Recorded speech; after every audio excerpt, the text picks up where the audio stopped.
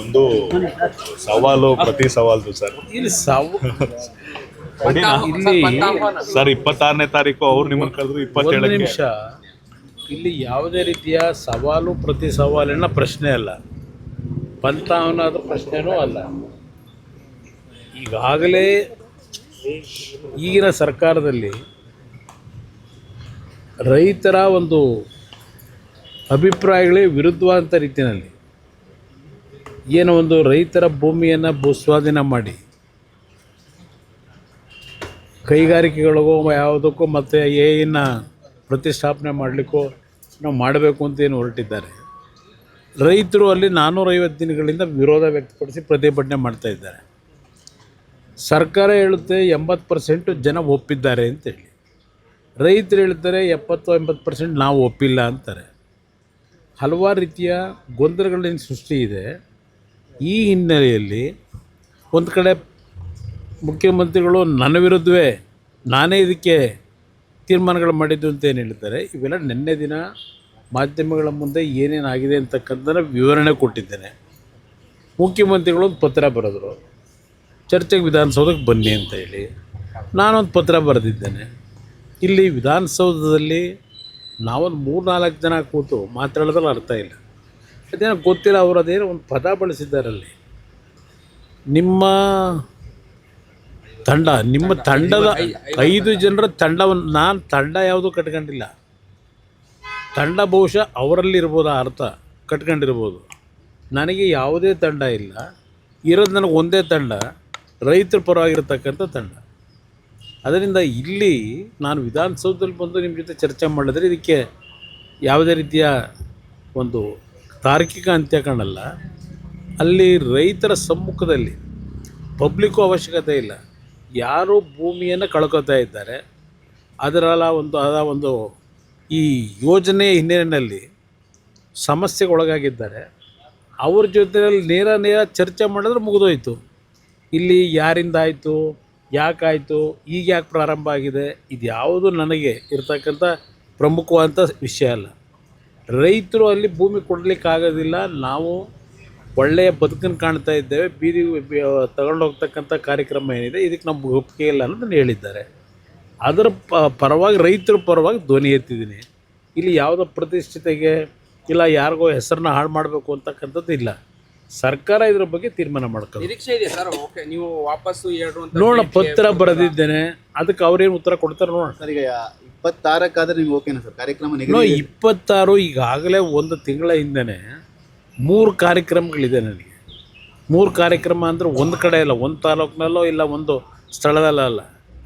ಅದು ನನಗೆ ಕುಣಿಗಲ್ಲು, ಶ್ರೀರಂಗಪಟ್ಟಣ, KR ನಗರ, ಹೀಗೆ ಹಲವಾರು ಭಾಗದಲ್ಲಿ ನಿಗದಿತ ಕಾರ್ಯಕ್ರಮಗಳಿದ್ದಾವೆ. ಅವತ್ತು ಬೆಳಗ್ಗೆಯಿಂದ ಸಾಯಂಕಾಲದವರೆಗೂ ಸಂಪೂರ್ಣವಾಗಿ ಕಾರ್ಯಕ್ರಮಗಳಲ್ಲಿರ್ತೀನಿ. ಅದರಿಂದ 27ನೇ ತಾರೀಕು ಬೆಳಗ್ಗೆ ಎನಿ ಟೈಮ್ ಕರೀರಿ ಅಂತಕ್ಕಂಥ ಒಂದು ಪತ್ರದಲ್ಲಿ ಮನವಿ ಮಾಡಿದ್ದೇನೆ.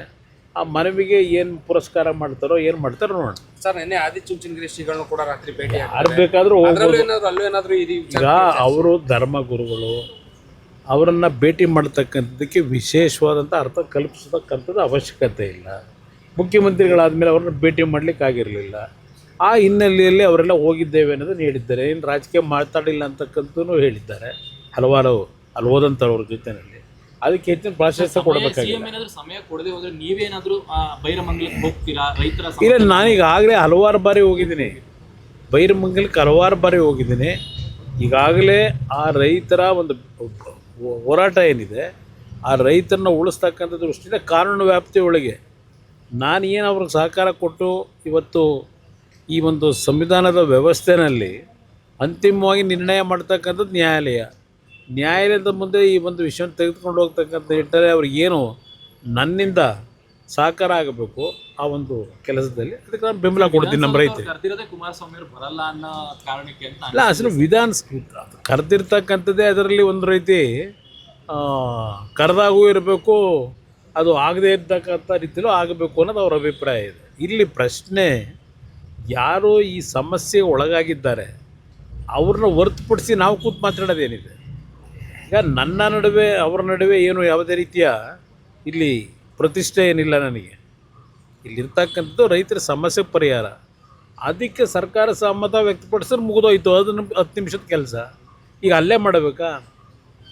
ಇಲ್ಲಿ ಯಾವ್ಯಾವ ಥರ ನಡೀತಾ ಇದೆ. ಅವತ್ತು ನಮ್ಮ ಸರ್ಕಾರ ನಡಿಬೇಕಾದ್ರೆ ಏನೇನು ವಾಗ್ದಾಳಿ ಮಾಡಿದರು ಎಲ್ಲ ನಾಯಕರುಗಳು, ಇವತ್ತು ಎಲ್ಲೆಲ್ಲಿ ಏನೇನು ಮಾಡೋಕ್ಕೆ ಹೊರಟಿದ್ದಾರೆ, ಯಾವ ಥರ ನಡೀತಿದೆ, ಹಲವಾರು ದಾಖಲೆಗಳಿದೆ. ಇವತ್ತು ಇವರು ಸರ್ಕಾರ ನಡೆಸ್ತಾ ಇರೋದು ನಾಡಿನ ಅಭಿವೃದ್ಧಿಗಲ್ಲ, ಅವರವರ ಅಭಿವೃದ್ಧಿಗೆ ಮಾಡ್ಕೊಂಡು ಹೊರಟಿದ್ದಾರೆ. ಚರ್ಚೆ ಮಾಡ್ಲಿಕ್ಕೆ ಬೇಕಾದಷ್ಟು ವಿಷಯ ಇದೆ. Sir, you've been invited by D.K. Shivkumar, the sitting chief minister, to discuss over the On very that issue. day, already several engagements actually I have committed. But on that basis only I requested, I have written a letter to the chief minister. Next day on 27th, anytime if time is available, he can accept that. I have accepted his invitation.